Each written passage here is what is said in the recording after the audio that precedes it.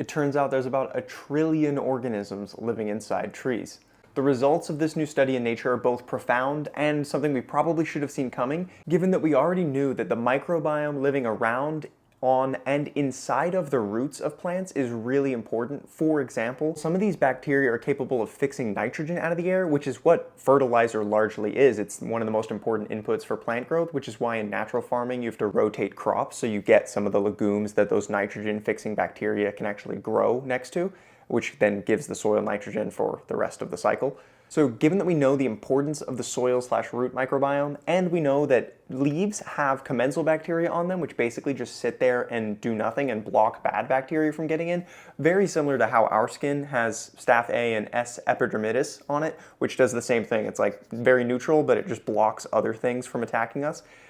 Given that we know that plants have both those things going on, it does stand to reason, especially since some of these bacteria live inside the roots,